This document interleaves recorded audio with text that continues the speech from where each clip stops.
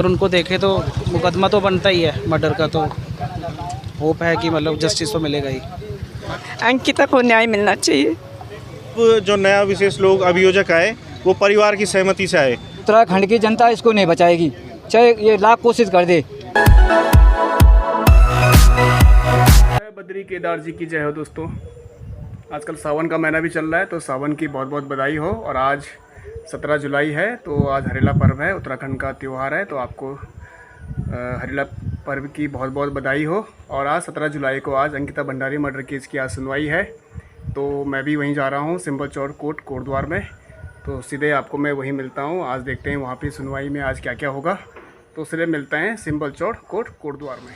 तो अभी साथियों मैं पहुँच गया हूँ सिंबल चौक कोर्ट कोटद्वार में, और आज अंकिता भंडारी मर्डर केस की आज यहाँ पे सुनवाई है। तो आपको मैं आज पूरा दिखाऊंगा कि आज अंकिता भंडारी जो मर्डर केस की जो सुनवाई है, आज अंदर कोर्ट में क्या क्या हो रहा है, तो पूरा आपको दिखाऊंगा। अभी आप कोर्ट की जो है कुछ झलकियाँ आपको दिखा रहा हूँ मैं। तो और यहाँ पे पुलिस प्रशासन की जो टीम है पूरी यहाँ पे पहुँच गई है, और इधर आशुतोष नेगी जी हैं, उनकी गाड़ी भी पहुँच गई है। तो इसका मतलब वो कोर्ट के अंदर पहुँच गए हैं, और आज उसके माता पिता भी आएंगे। तो आज सभी लगभग कोर्ट के अंदर पहुँच गए हैं, तो दिखाते हैं आपको, बने रहे हमारे ब्लॉग में। साथियों अभी यहाँ पे अंकिता के माता पिता पहुँच गए हैं, और आशुतोष नेगी भी अंदर जा रहे हैं।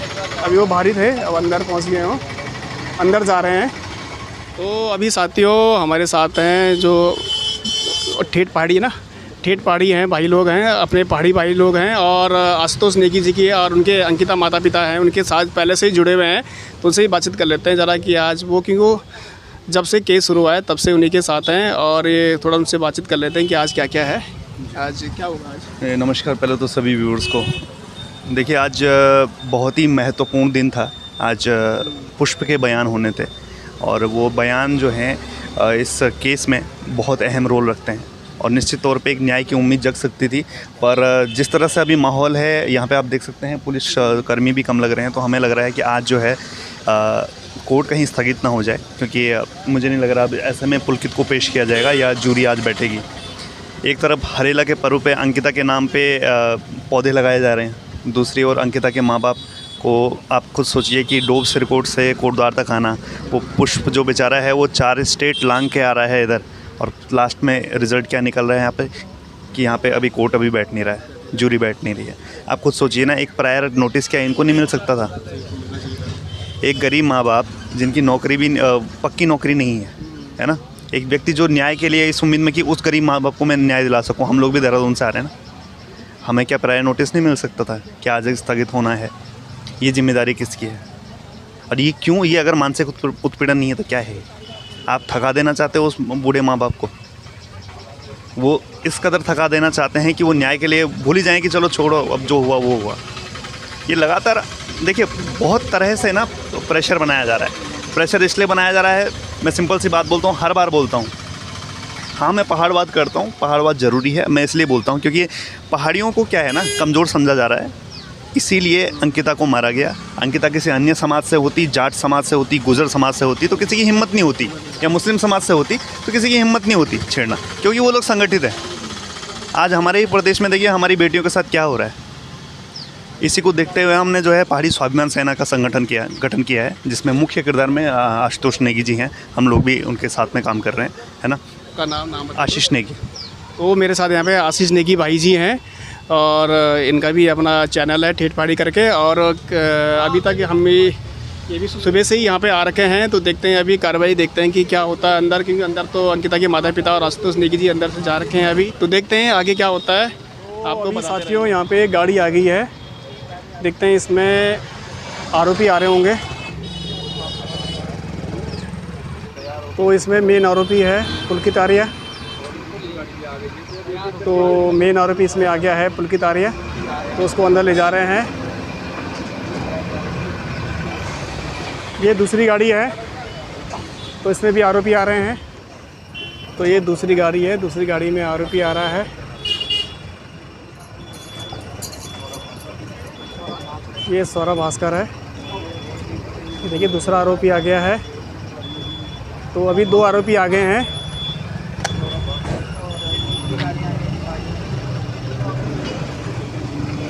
अभी साथियों तीसरी गाड़ी यहाँ पे आ गई है, तो साथियों तीसरा आरोपी है अंकित, वो भी यहाँ पे पहुँच गया है। तो तीसरी गाड़ी यहाँ पे आ गई है। ये है तीसरा आरोपी अंकित। तो भारी सुरक्षा के बीच में तो अब यहाँ पे कोर्ट की सुनवाई अंदर चल रही है और अब देखते हैं कि कोर्ट की सुनवाई जब ख़त्म होगी। अभी साथियों आज ऐसा है कि यहाँ पे जो 2 बजे तक की कोर्ट की सुनवाई होती है, पर यहाँ पे गाड़ी लग गई है और यहाँ पे जो आरोपी हैं एक एक करके उनको वापस ले जा रहे हैं। ये सौरभ भास्कर वापस जा रहा है। तो कोर्ट की सुनवाई यहाँ पे जल्दी हो रही है। कोर्ट की सुनवाई ख़त्म हो रही है। ये अंकित है।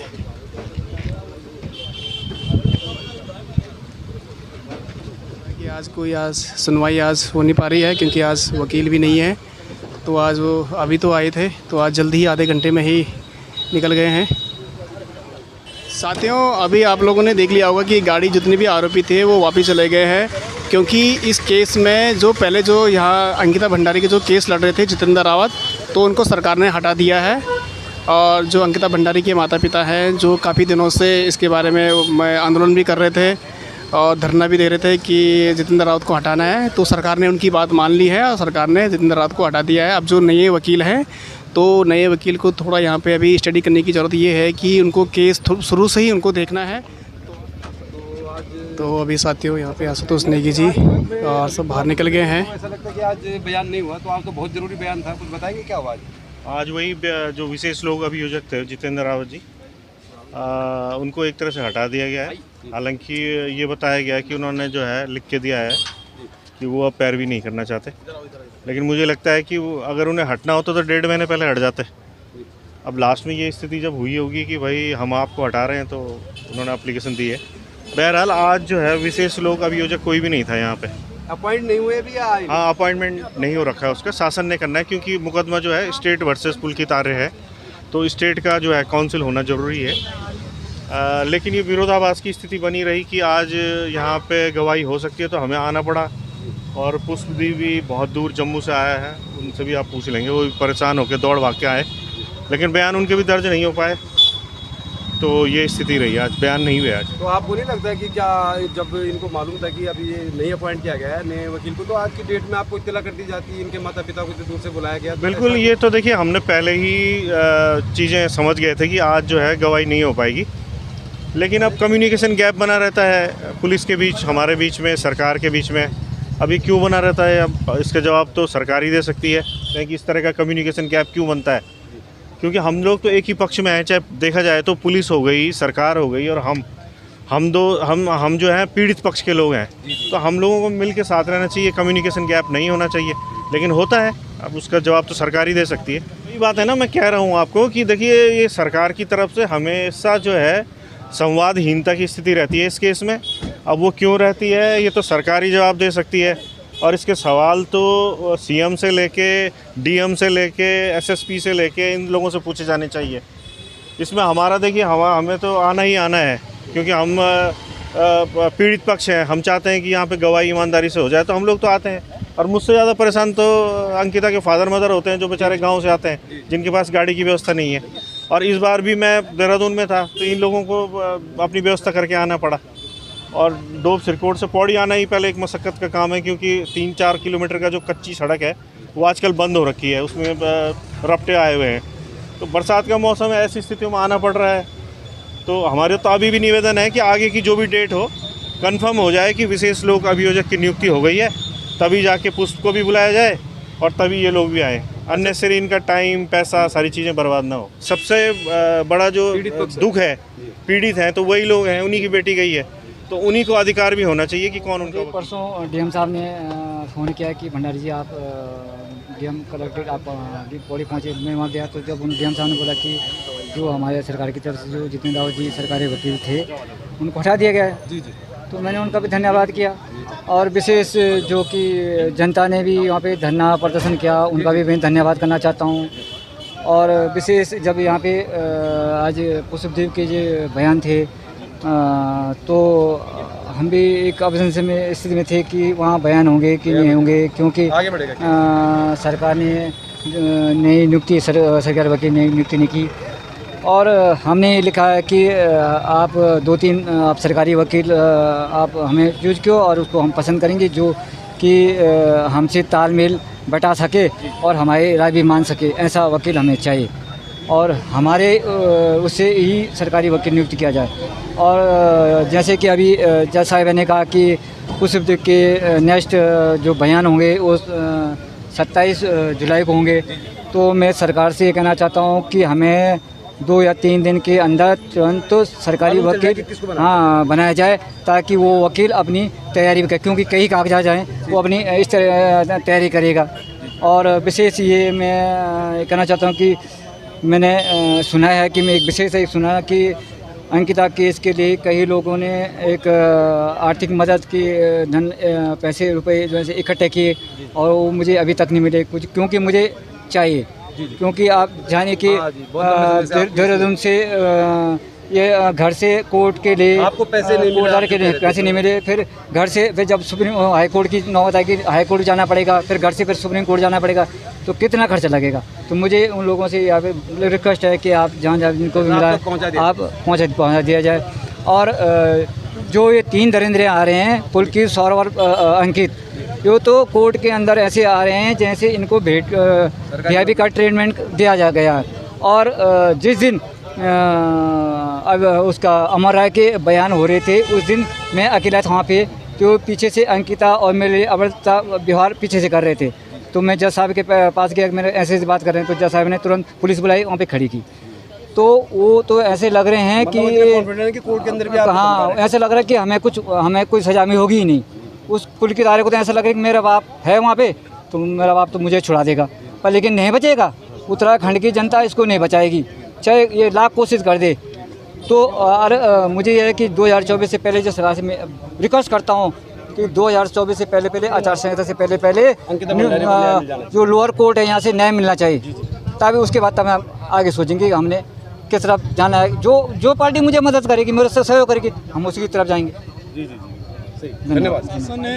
शासन ने अभी नए अधिवक्ता नियुक्त नहीं करे हैं, और जैसे अंकिता के फादर का कहना है कि हमसे भी राय ली जाए अधिवक्ता रखने से पहले, तो शासन के लिए शासन अब इनको लिस्ट देगा, इनको नाम देगा, तब ये चूज करेंगे। उसके बाद शासन उसको यह भी कर सकता है कि शासन तत्काल नया शासकीय अधिवक्ता नियुक्त कर सकता है, क्योंकि जो जितेंद्र सिंह रावत हैं उन्होंने सो मुठ वो कह दिया कि मुझे इस केस की पैरवी, क्योंकि उनके माता पिता की मांग थी। तो कोर्ट, क्योंकि ये बड़ा सेंसिटिव मामला है, कोर्ट इसको डिले नहीं करना चाहता है। कोर्ट चाहता है इसका जल्दी से जल्दी सुनवाई हो, जल्दी जल्दी इसका निस्तारण हो। इसलिए जो भी कोर्ट जो को आदेश है हाई कोर्ट के, यही आदेश है इस मुकदमे की कार्रवाई की। इसलिए 27 तारीख मुकर्रर की है। आज की डेट इसलिए टली क्योंकि उनके माता पिता ने साज से अधिवक्ता पर प्रश्न चिन्ह लगा दिए थे, इसलिए शासन को उन्होंने लिख के दे दिया कि मैं इस मुकदमे की पैरवी नहीं करूंगा। बाकी शासन स्तर पर क्या हुआ क्या नहीं हुआ इसकी जानकारी मुझे नहीं है, किंतु वो हट गए हैं, उसकी पैरवी नहीं कर रहे हैं। अब जो नए शासकीय अधिवक्ता नियुक्त होंगे, जैसे कि अंकिता के फादर और मदर कह रहे हैं कि हमारी उसमें राय ली जानी अति आवश्यक है, तो वो एक लिस्ट उनको थमा देंगे और ये उनसे संपर्क करेंगे। यदि शासन भी नियुक्त करता है तो अंकिता के फादर का कहना सही है कि वो भी तो इन तथ्यों का अध्ययन करेगा, उसे पढ़ेगा, चार्जशीट पढ़ेगा, उसको भी समय चाहिए। तो इन सब चीज़ों को करने के लिए मैं भी शासन से अंकिता के फादर की ओर से ये निवेदन करना चाहूँगा कि इसके शासन तत्काल नए शासकीय अधिवक्ता की नियुक्ति करे, जिससे इस मुकदमे की जल्दी से जल्दी पैरवी हो और उनकी राय भी अति आवश्यक रूप से ली जाए। क्योंकि जब तक उनका मन नहीं करेगा, जब उनकी संतुष्टि बहुत ज़रूरी है, क्योंकि उनके माता पिता हैं और बड़े न्याय आशा लगाए बैठे हैं कि जो अधिवक्ता आएगा उनकी अच्छी पैरवी करेगा और उनको न्याय की तरफ अग्रसर करेगा। हम लोग तो जुड़े ही हैं, मैं हूँ, सरिता रानी जी हैं, हम तो उनके पीछे जुड़े ही हैं, क्योंकि उनको वो जब से शासन में जब से ये मुकदमा चला था तो मैंने तो अनाउंस ही कर दिया था कि हमारे कोई भी अधिवक्ता यहाँ की पैरवी नहीं करेगा, क्योंकि हमारी बेटी हमारी छोटी बहन की तरह हैं और पहले हम मानव हैं, हमारी संवेदना है उसके प्रति और वकील बाद में है। तो हम के चोलों के पहनने से पहले हमें मानवता भी है। तो मैंने मानवता के नाते, एक बार अध्यक्ष बाद में हूँ, एक मानवता के नाते मैंने कह दिया था कि कोई भी अधिवक्ता इसमें पैरवी नहीं करेगा और मैं आज भी उसमें कायम हूँ। तो जिस तरह की गवाहियाँ हुई हैं और इसमें मेन है पुष्पदीप, जिसकी बहुत ही वो इम्पोर्टेंट गवाह है और उसकी गवाही पे पूरा मुकदमा टिका हुआ है। और मुझे अपेक्षा है कि जो घटना घटित हुई है उसके बारे में वो सत्य बोलेगा, क्योंकि सत्य की ही जो विजय होती है। और कोई कोर्ट ऐसा नहीं है, एविडेंस तो अपनी जगह है, कोर्ट सर्मटाइम्स एविडेंस में भी सज़ा करता है और इसमें सज़ा 100% होगी, मेरा ये मानना है।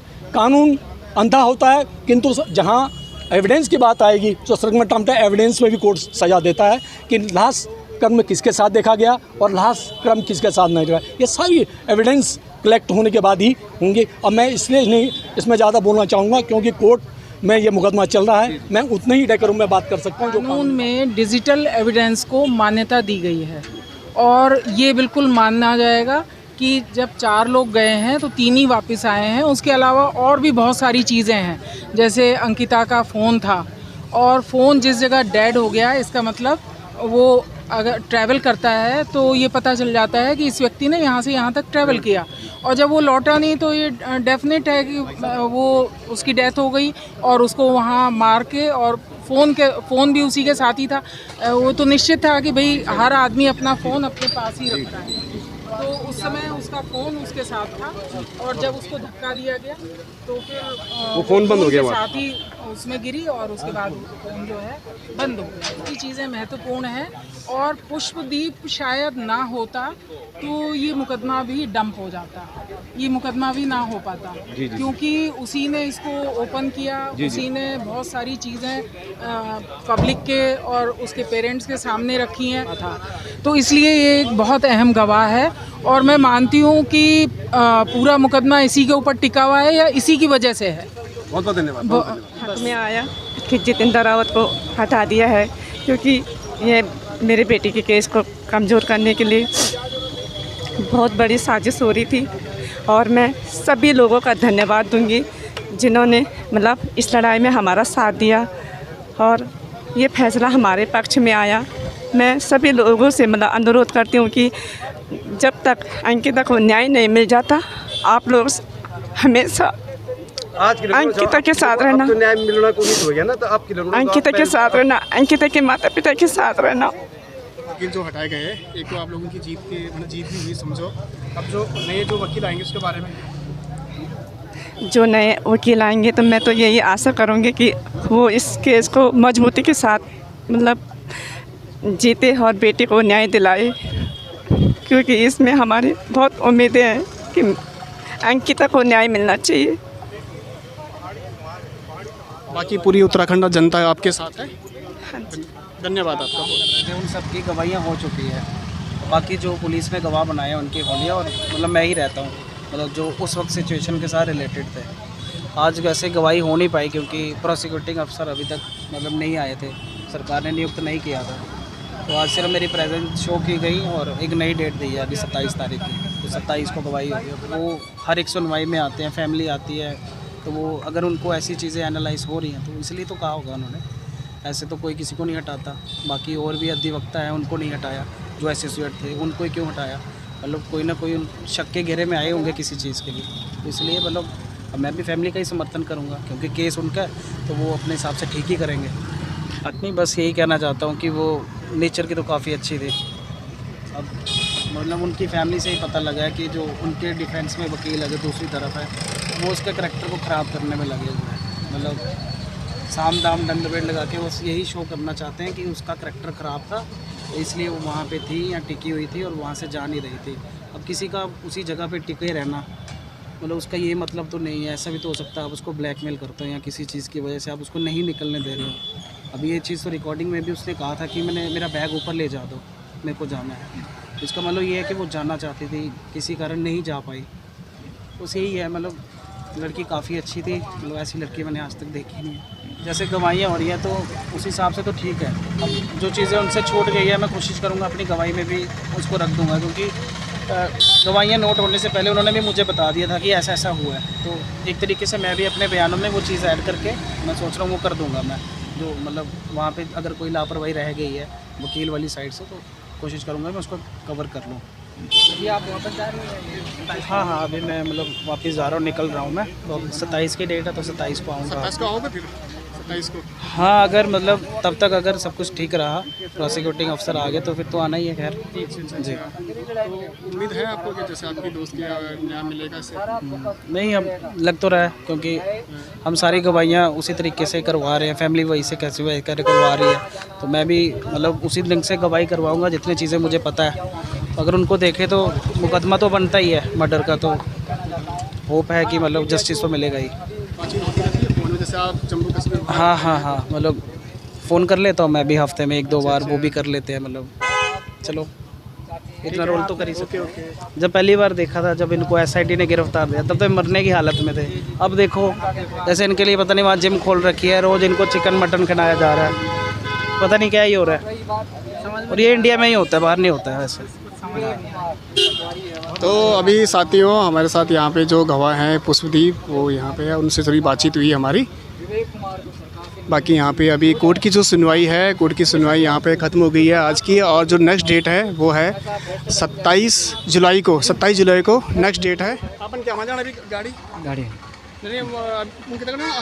ना ना दूसरी गाड़ी दूसरी गाड़ी में दूसरी गाड़ी बहुत बस आ रहे हैं आप लोग, धक्का खा के आ रहे हैं। हाँ धक्का खा के आ रहे हैं, क्या करें। हाँ, रोड से ही है वहाँ की जहाँ से आप आए? अब रोड तो जो हमारी कच्ची रोड है मल्ले से वहाँ तक थोड़ा बीच बीच में एक गदरा आया बीच में, तो फिलहाल वहाँ पे बुलडोजर आया, उसने सफाई कर दी। वहाँ से पैदल आए? ना गाड़ी में आया। गाड़ी DM साहब ने मैं शायद गाड़ी भेजी, वो आपदा वाली वो आई थी सामने, तो उन्होंने बोला कि ठीक है हमारे साथ यहाँ तक आई है, इसी गाड़ी में फिर इसी गाड़ी में वापस जाएंगे। अच्छा, मतलब वो गाड़ी आपको वहाँ तक छोड़ी, घर तक छोड़ी। अच्छा, मतलब है उम्मीद लग रही है आपको कि कुछ अब देखो जब बदलने से, अब वकील बदलने से, अब देखो जब तक हमारे लड़के को न्याय मिले तब तक हम क्या बोल सकते। जीत तो हुई होगी जब सरकार, हाँ जीत तो हुई, जो कि सरकार ने हटा दिया है, बिल्कुल जीत हुई। मतलब जो नया जो वकील होगा वो आप कह रहे हैं कि जो वकील यहाँ पे बनेगा वो आपके साथ बिल्कुल हमारे साथ तालमेल बैठाया करेगा, तब जाके हमारे लड़के को न्याय मिल सकता। ठीक है, धन्यवाद। तो आज की जो सुनवाई है वो ख़त्म हो गई है, और नेक्स्ट जो सुनवाई है वो है 27 जुलाई को। और 27 जुलाई को फिर यहाँ पे जितने भी गवाह है, पुष्पदीप है और अंकिता के माता पिता सब यहीं पे हाजिर होंगे। और जो वकील थे पहले जो जितेंद्र रावत, उनको सरकार ने हटा दिया है। जो नेक्स्ट जो नए वकील हैं, तो सरकार किस वकील को इनके सामने खड़ा करेगी, तो देखते हैं 27 जुलाई को। और इस चैनल को आप बिल्कुल से बिल्कुल ज़्यादा आप शेयर करना इस वीडियो को। फिर मिलते हैं आपको नेक्स्ट ब्लॉग में।